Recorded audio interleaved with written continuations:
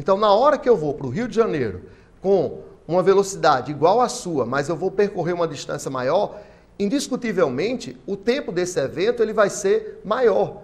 É isso, gente, que se baseia, né? Está se baseando, desculpem, a teoria da relatividade, ou que nós chamamos de dilatação temporal do tempo, né? Para o mesmo referencial, tá certo? Ora, se você tem um referencial, um fixo na Terra e outro na nave, por exemplo, os dois não vão fazer a mesma medida de tempo para o mesmo evento. Tudo bem, professor? Uma coisa muito importante para a gente citar para vocês, que existe um fator relativístico que vai ser muito aplicado no cálculo de qualquer problema. Esse fator nós chamamos de fator de quem, professor? Lorentz. O fator de Lorentz, que é o fator relativístico. Pois muito bem, vamos voltar à nossa questão do espelho de Einstein. Então, nós temos aí essa figura, tá certo? A ideia seria mais ou menos essa. Einstein estaria viajando supostamente com a velocidade da luz, deixando muito claro que é impossível, né? A não ser que ele fosse pura energia. E está aqui o espelho. De acordo com a mecânica clássica, seria impossível ele visualizar a sua imagem, mas, de acordo com a teoria da relatividade restrita ou especial de Einstein, ele consegue visualizar a sua imagem, porque a velocidade da luz ela é uma constante.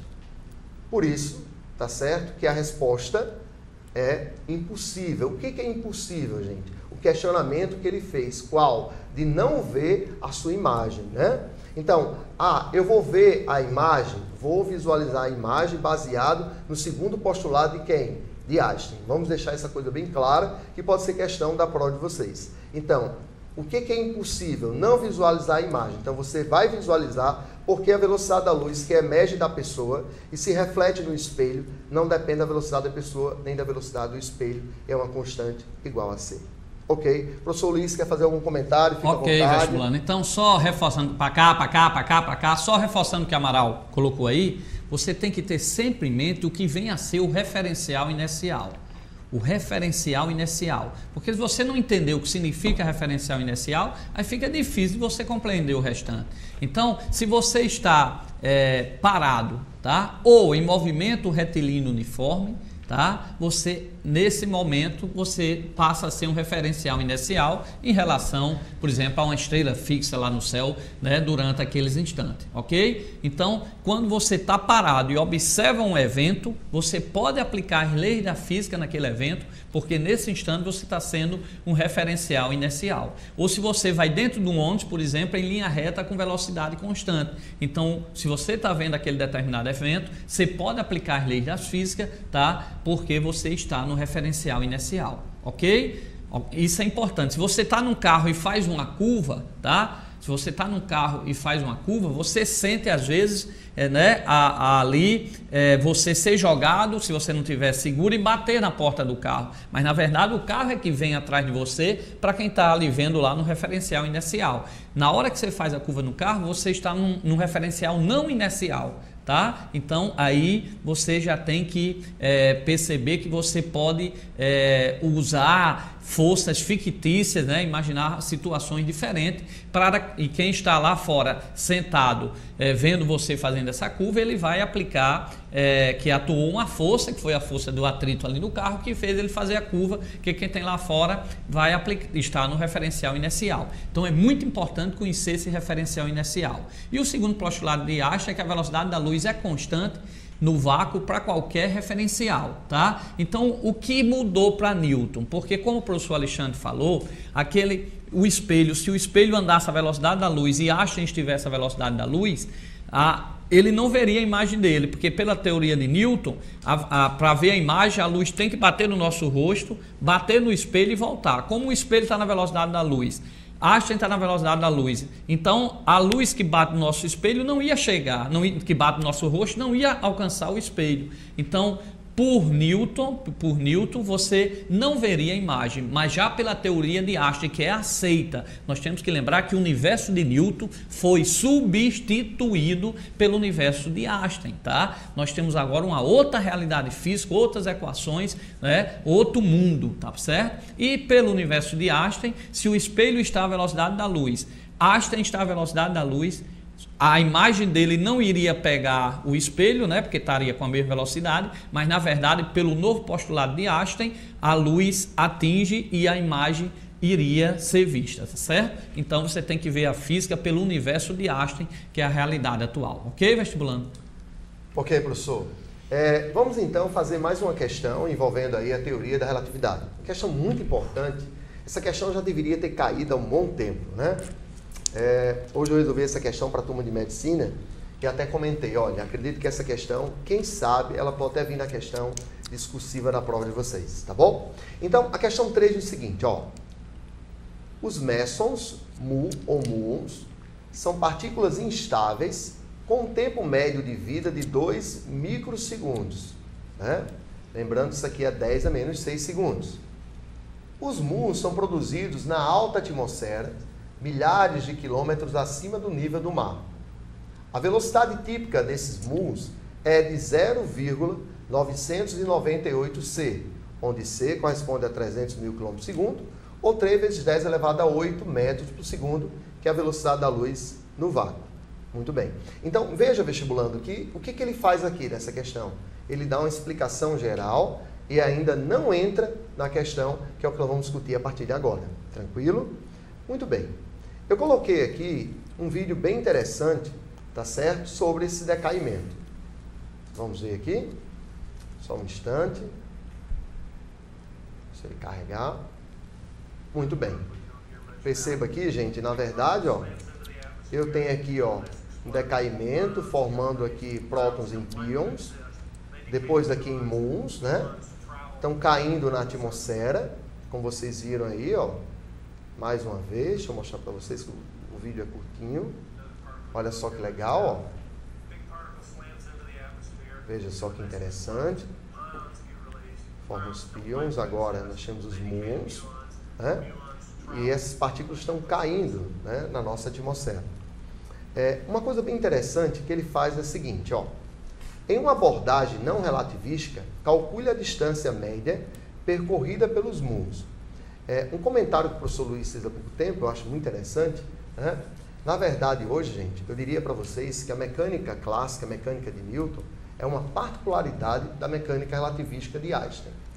Por exemplo, nós vamos já falar de um fator muito importante, que é o fator de Lorentz, né? Quando o fator de Lorentz é 1, e isso acontece quando a velocidade ela tende a ser muito menor do que a velocidade da luz, nós vamos ter que o tempo relativo ele vai ser numericamente igual ao tempo próprio, tá certo?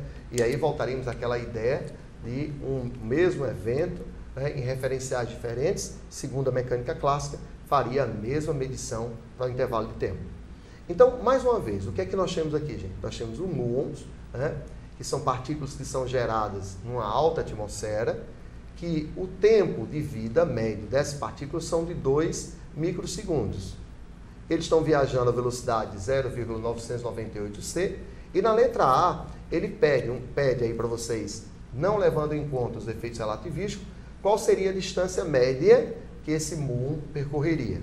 Veja bem, usando a equação clássica, né, distância, velocidade em função do tempo, como vocês estão vendo.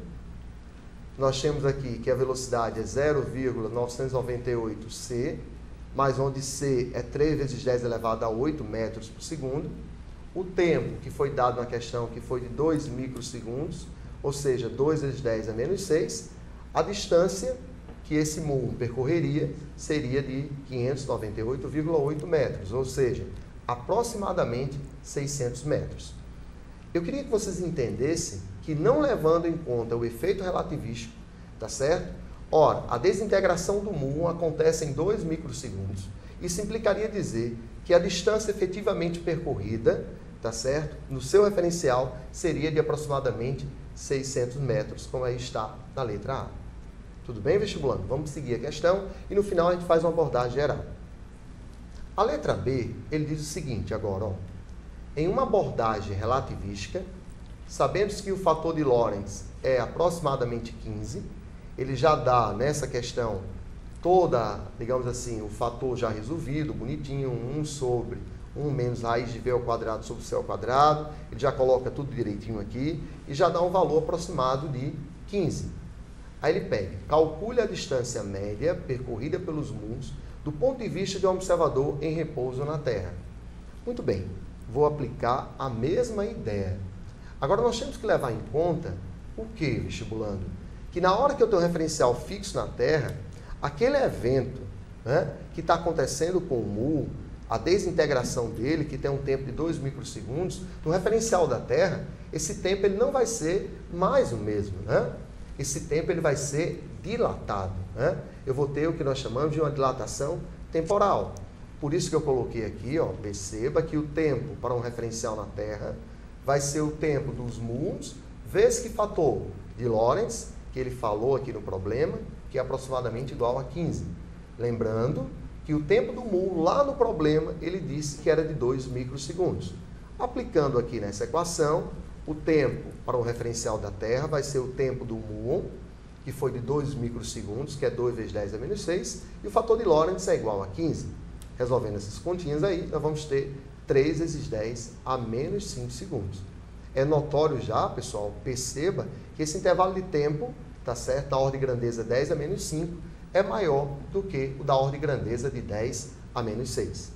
Ainda, o que o problema pede, qual a distância média percorrida por esses muons do ponto de vista de um observador da Terra. Então, vou aplicar mais uma vez a distância, tá certo, que esse muon vai em relação à Terra, vai ser a velocidade que o muon está se propagando.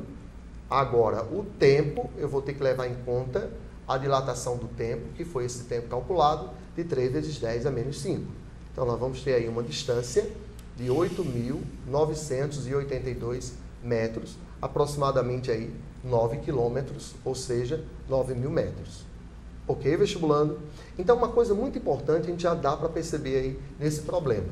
No referencial do muon, ele teria 2 microsegundos e percorreria uma distância de 600 metros. Ora, é notório, gente, que a nossa atmosfera, até o nível do mar, não tem, tá certo, essa distância mínima de 600 metros. E aí vem o questionamento, né? Que é esse questionamento que eu vou abordar na letra C. Do ponto de vista do muon, explique usando novamente uma abordagem relativística como muitos muons podem atingir o nível do mar. Ora, por quê? Voltando à ideia. Ora, eu calculei que no referencial do muon, a distância que ele percorreria até desintegrar-se, formando outras partículas, ou não, no caso desse aí não, tá certo? Seria de 2 microsegundos, 600 metros. Ora, se ele só percorrer 600 metros, não teria como detectar essas partículas nessa atmosfera inferior. E isso acontece. Na verdade, gente, a coisa já está muito bem arrumada. O que acontece? No referencial da Terra, tá certo? O tempo de vida desse muon, ele é maior. Então, se ele é maior, ele vai percorrer uma distância maior, o que vai garantir no referencial da Terra uma distância percorrida maior. Porém, gente, no referencial do muon, o que vai acontecer? Essa variação de espaço, tá certo? No referencial do muon, vai sofrer uma contração, que nós chamamos de contração de Lorentz. E é essa contração de Lorentz que vai garantir no referencial dele que em 2 microsegundos ele vai percorrer uma distância de 600 metros. Então, é uma abordagem muito interessante, é uma questão que já deveria ter caído no vestibular e eu espero que vocês aproveitem bem essa aula, essa questão, tá certo? E vamos seguir para a próxima questão, ok? Muito bem, vestibular.